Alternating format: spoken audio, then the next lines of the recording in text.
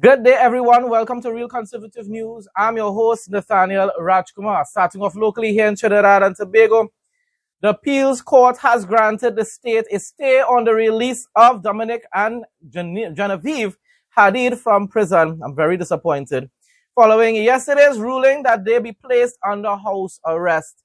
You decided that you made that reasonable decision. I didn't agree with it either, but they should have been set free completely. But the thing about it is, at least you were going to put them under house arrest. Now, because of some lame excuses given by the state, you decided, you know what, okay, stay in prison, and end up costing the state millions of, even more millions of dollars later within a few years. Due to that huge mammoth lawsuit that is coming from the Hadeeds. The stay is pending a decision of the Privy Council, where the matter is to be heard, and hopefully very soon, within weeks, or I'm hoping it's not months. The court ruled that the risk of the listen to this nonsense, eh? The court ruled that the risk of the Hadeeds being outside of prison outweighs the concerns over medical attention given to them in prison. What? But so, like, you all have forgotten your own statements that you made just a couple of days ago, when you said that the state did not provide evidence to show that these people have committed any sort of crime, to justify the reason for the preventive detention order. Judges, I'm telling you, this country gone, it gone. I'm telling you, my viewers outside there, whether you're here in Trinidad, whether it is you're in America, Canada, England, I'm telling you all, Trinidad gone, it gone. And if it is, that is how your judges make rulings, a way to say one thing and then decide something else, then something wrong with judges all around the world. The state has committed to allowing improved medical attention to the Hadeeds in prison. Oh, how nice. How nice. That should have been that should have been provided from the very beginning.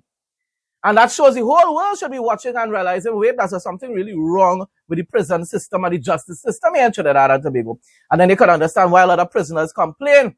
Because not everybody committed very serious crimes, and even those that commit serious crimes, if you do not use capital punishment as their judgment, people, you still need to treat them as humans while they're in prison, spending the rest of their life in prison. You understand what I'm showing you? No crime, not because they have committed any particular crime, means that you can treat them less than human while they're in prison. I fully support capital punishment, but that is a punishment. You cannot have people living in conditions that humans not supposed to be living in. During the hearing, the state has raised concerns over the resources that would be required to monitor businessman Dominic Hadeed and his wife Genevieve after the Court of Appeal ordered their release on house arrest. Resources, your police officers, funding, the money that will be needed to be spent. What resources? Half of the time when people call in the police, they're never available anyhow. So your resources for them to be what? Sitting in the barracks and watch the rooms or whatever and watching TV and talking as a bacchanal talk? That is where you talk about resources? Or spending the time using the vehicles to be going and checking the outside women and them and carrying them shopping? The state argued that enforcing the conditions of the house arrest would place a significant burden on law enforcement. Yeah, as though the law enforcement actually doing any work here in Trinidad and Tobago, except going after the wrong people. Prosecutors said there were ongoing concerns that the alleged plot could continue and maintain that authorities would need to ensure that the Hadeeds had to access to communication devices. As I said before, people, I've said that about a week ago or more. They're living in some kind of fantasy world here in Trinidad and Tobago. These people in authority.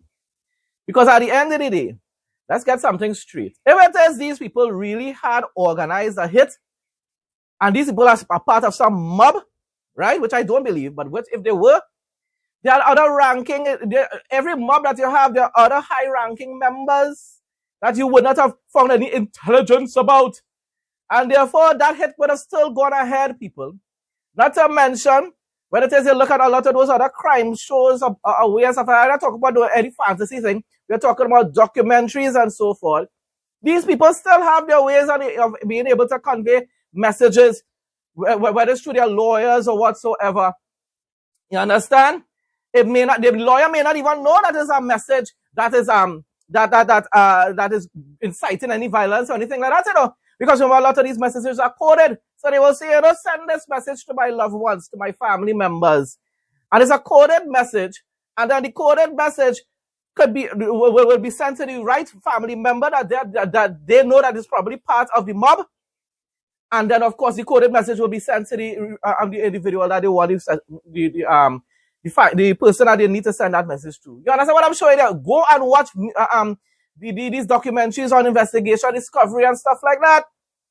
Keeping them behind bars, keeping other people behind bars isn't going to prevent any sort of hit from being carried out unless it's a one-man show. And what kind of one-man show? Who is involved in some kind of big mob that there's only one person that really in charge? Not making any sense to you, Roger Alexander, big-time police officer, investigating crime for so much years, and you really believe that these so-called mob people are the only high-ranking members of their gang, right? Of their gang, that the crime, the so-called plot still cannot be carried out? Not making any sense to you all, boy? I'm telling you, this is all about politics. It is not making sense. It is not adding up. The state is continuing to say some absurd things just for their own agenda, just so that they can keep these people behind bars. It just doesn't add up. And I'm quite sure when people listen to my own common, normal logic, they will say, you know, but I'm not making sense. Because what I'm saying are facts. Go online, I'm telling you, go and watch documentaries based on crimes and based on these mobs and stuff like that. You don't ever just see it having one person in charge or two people, the Hadeeds in charge. Come now, man. Come better than that now, Roger Alexander and Alistair Guavaro. Way, boy. The state also highlighted the couple's waterfront residence, arguing that its location could make effective monitoring difficult. What? For your incompetent police officers, maybe. Prosecutors contended that visitors could access the property or the Hadeeds could leave undetected, and estimated that 6 police officers would be needed on a 24-hour basis to properly enforce the court's conditions, placing additional strain on the police resources. 6 officers, all they can't spare. Or they have them all over the place, tormenting people's lives and issuing tickets all over the place. And you can't spare 6 police officers. That really makes sense, people. And then it is one to tell people about, oh, join the witness protection programs. That's why so much people don't trust all, yeah. Or they can't spare 6 people for a case like this. But you want people to trust you also with their lives to go and be witnesses in all their crimes, in all their investigations and court cases? My response, up to day before yesterday, the Court of Appeals said, listen to this, that the state failed to provide, to prove that their intelligence was based on actual evidence. You all can remember that by their judges? Did Guardian, Media, Express, whichever one I got the information from, did they get their information of what you said wrong? Didn't you say that the intelligence was not sufficient? Because the state was failing to provide actual evidence that proves that these people committed some sort of crime, that they were intended to commit a crime, that they were conspiring to commit a crime? Judges, what really going on with you all, boy, here in Trinidad and Tobago, boy? Right? So I said, up to the day before yesterday, the Court of Appeals said that the state failed to prove the intelligence was based on actual evidence, which could result in charges being laid. And yet these judges still believe that it will be a great risk to release the Hadeeds from prison. I'm telling you, since day before yesterday, I said it, you know, I don't like this whole idea about the house arrest either, because it shows that you're fickle-minded as a judge. You're not really sure what you're doing. Like you're afraid. You're afraid to make an actual decision. You're afraid that people will come after you or something like that. The government will come after you. What you're really afraid about? How it is you can be a judge and you can't really make a proper decision because you seeing that the state failing to provide proper intelligence to you. And yet you still decided to put them on a house arrest because you don't want to take no chances. So the state could go after anybody. anybody and claim they have intelligence against these individuals. And then the judges will say the same thing. Well, you know, we can't take no chance. So you know what? Leave them in prison. What is the sense of you all being judges then? I wanted to say we truly live in a banana republic where nothing that state officials say makes sense. These are people with degrees, bachelor degrees, all kind of different university degrees. And here's a man with 6 CXC passes, ones and twos alone, right? I could have a little more common sense than y'all and try to, I try to make a little more sense of what y'all are doing, that these people, these UNC people with all the big degrees and big diplomas, because I'm telling a lot of other people like myself, the commoners like myself, will tell you plainly, you judges as well not even making sense. You're not making sense. It's like, listen to this, right? I'm going to give you a normal, everyday example. Let's just say a sibling, right? One sibling tells mommy and daddy, mommy, my brother take away my toys from me, right? And had it playing with the toys whole day, and I wasn't able to play with the toys, right? And the parents just go on that intelligence. And he didn't say, well, show me some, well, it's modern day nowadays, we live in nowadays, so show me some kind of picture, give me some kind of evidence to prove that your brother really did in fact take away your toys and was playing with it, and therefore I'm infringed upon your rights to be able to use your own stuff, right? And therefore, all the other child saying now as well, and the accused, the child is saying, well, daddy, I never do that, you know. I was in my own room playing with my own toys. I don't know what he talking about.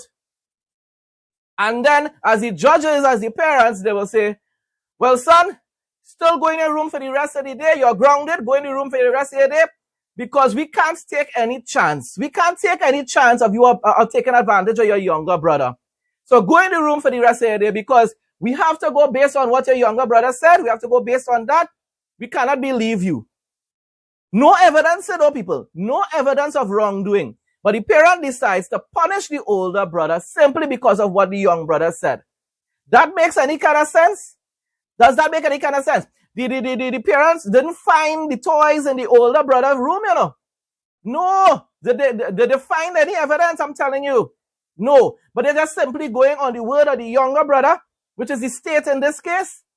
Right? The state is saying, I am telling you, just take my word for it. We have intelligence. I can't show you the intelligence, but just take my word for it. We have intelligence.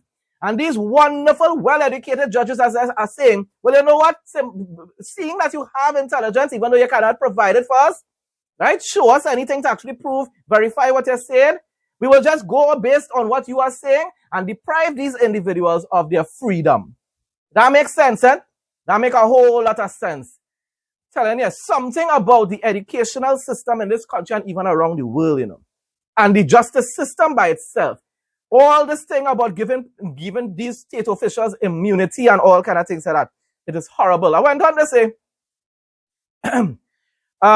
this is why I was concerned about that ruling since yesterday, well now day before yesterday, because the court should have never instructed the police to place the Hadeeds under house arrest.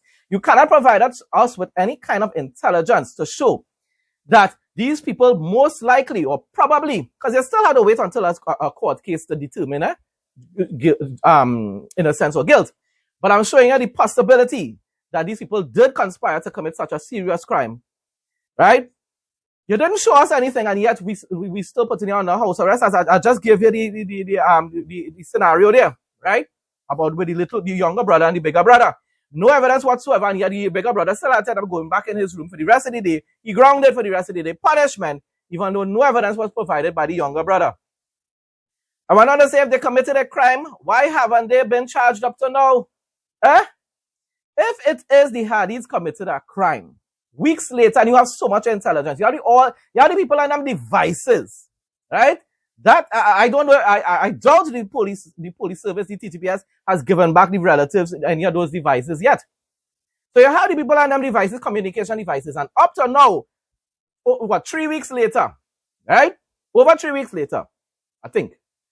And yet, you cannot charge them with any crime. You're taking people for fools. Alistair Guevara, you're taking people for fools. Roger Alexander, you're taking people for fools. Kamala Pasabi Sessa, you are taking people for fools. I wanted to say, I said if they committed a crime, why haven't they been charged up to now? I truly hope and pray that the Privy Council will make it clear to all political parties, not just UNC, people, because I'm telling you all, rest assured the PNM will do the same and probably even worse when they win in 2030. So I truly hope and pray that the Privy Council will make it clear to all political parties in TNT that an SOE cannot be used to address a long-term issue like crime, because it's because of this SOE that they can continue to issue these preventive detention orders, That is the only reason why. Under normal circumstances, a person is detained, they are questioned, and once there is insufficient evidence, they are released, and the investigation will continue. I'm nothing against an investigation, go ahead, and if it is you could find credible evidence, real evidence, then fine, so be it. You understand? I want to say you cannot detain suspects for months without charging them with a crime, including the other guy too. The other guy who is allegedly a leader of some particular gang. You cannot continue to hold these individuals indefinitely in prison, and you have no evidence to charge them. You talk about months, people, months. You know the kind of millions of dollars that man gonna win in the future, because he has been behind bars for real months now, months, and yet he hasn't been charged with a crime. You dictators are destroying our democracy. The TTPS is destroying our democracy. This government is destroying our democracy. The judges are not really helping either. I want to say both politicians and police officers should face at least 10 years in prison if they are guilty of fabricating intelligence, false imprisonment, and malicious prosecution. What is taking place right now is most likely a case of false imprisonment. And yet today there will be no criminal charges. It will end up most likely being a civil case, and they will win their lawsuit, millions upon millions of dollars, and yet no one will be held criminally accountable, No one will be held criminally accountable for fabricating this intelligence, No one will be held accountable for imprisoning these people for weeks upon weeks, most likely even months just now, You understand what I'm showing here? No one will be held accountable, because sadly, this is one thing about the Western culture that I hate. I love democracy and I will never want communism. But one flaw within democracy is that they provide immunity to people who are judges, who are state officials, who are politicians. Because you want to protect them in case an error was made. No, if an error is made, let them stand the consequences for their actions.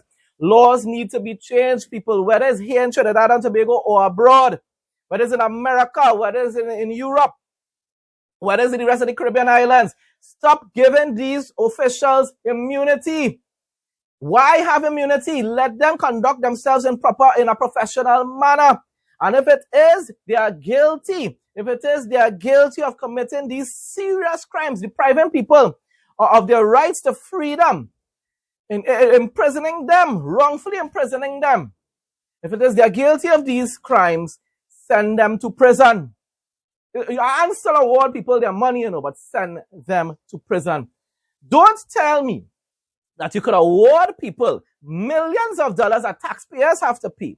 So you have enough evidence to prove that they committed that crime, yet you do have reasonable doubt in a criminal case.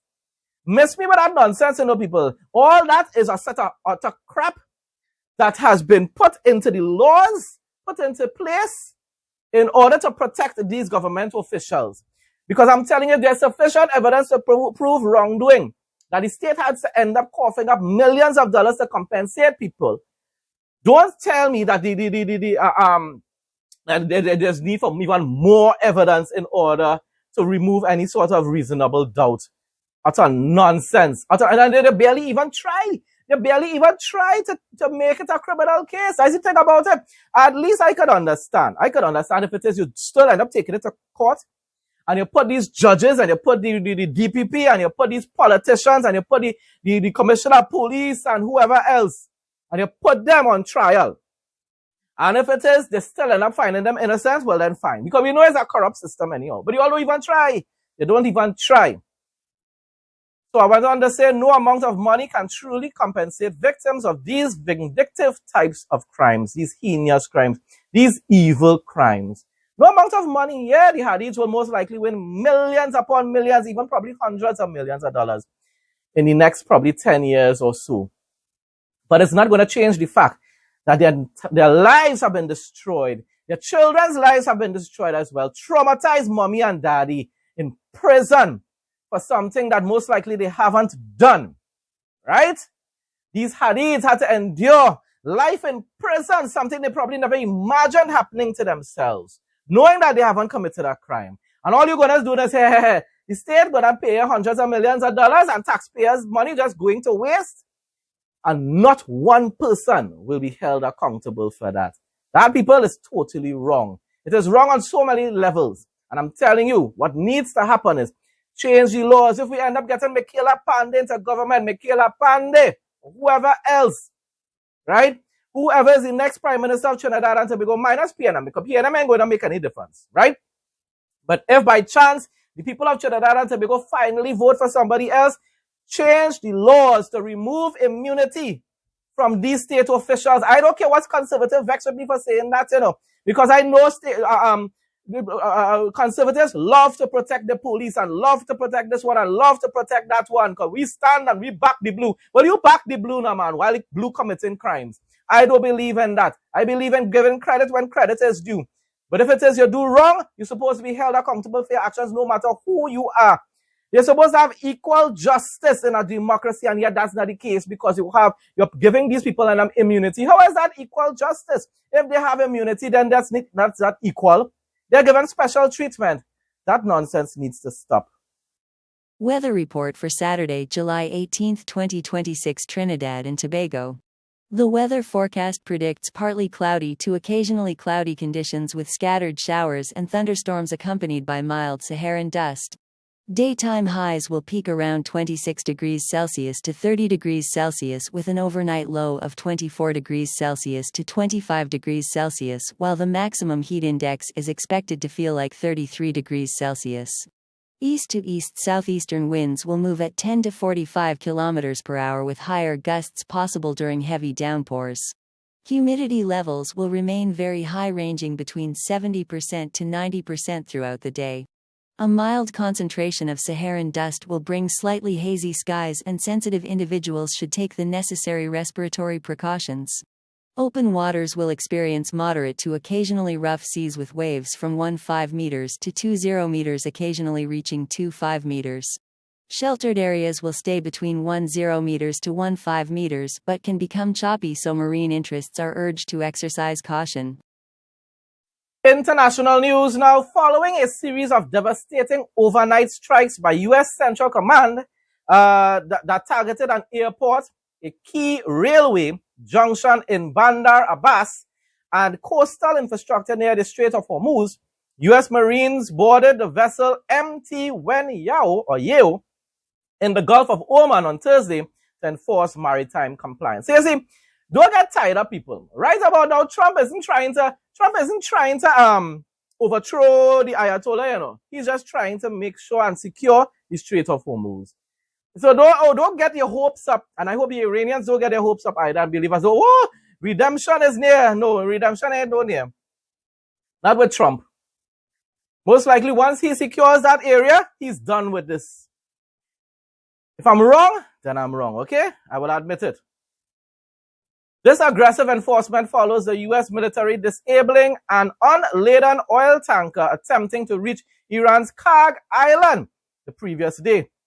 President Trump defended operations, asserting that Iran's military and drone capabilities have been severely depleted. That's telling you all he cares about is securing the Strait of Hormuz, while warning of even harsher strikes on power plants and domestic bridges if Tehran refuses to return to the negotiating table. This is what I'm talking about. He still wants to negotiate with these terrorists, even though he realizes, and he knows for a fact, and he said it for himself, that these people are just on games. You know they're on games, and yet you still want to negotiate. As though when they make an agreement, they will abide by it. They will not abide by it, Trump. And you know it, they keep breaking the agreements that they make with you. As the diplomatic memorandum of understanding signed, you see, it was signed, people, last month completely collapses. The idiot Trump doesn't realize that, but he knows that, and yet he's still talking about negotiations. The International Energy Agency, IEA, warned of severe global energy security risks if the critical Strait of Hormuz waterway remains blocked in the coming weeks. I'm not against what he's doing right now, All I'm telling you all, it still sounds as though he's on games. The Islamic Revolutionary Guard Corps has launched retaliatory drone and missile barrages hitting locations in Kuwait, Bahrain, and Jordan that host military forces. You see how these bullies are? They're just attacking other countries, invading their airspace, and then bullying. No, well, we are only doing it just because the Americans there. Don't worry, we're not actually disrespecting you all. Telling you, these Arab people, but you're so loyal to your Arab people that you wouldn't retaliate. There's something wrong with all of yes. If our party ever becomes the anti-Israel party, that's when I would leave. Senator John Fetterman says he has no plans to leave the Democratic Party, but draws a firm line over Israel, warning he would walk away if Democrats officially became what he called the anti-Israel party. Yeah, well, my brother, it's quickly becoming that because the radicals, the far left radicals are taking over your party, and you're still in denial at this point in time.